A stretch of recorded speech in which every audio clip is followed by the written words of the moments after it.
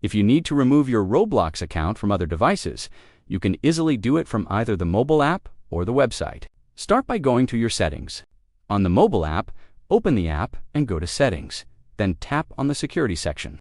You'll see the Where You're Logged In section, where you can either log out of all other sessions at once by tapping Log Out of All Other Sessions, or you can manually log out of individual devices. For extra security, once you've logged out, it's a good idea to change your password and turn on two-step verification to keep your account safe.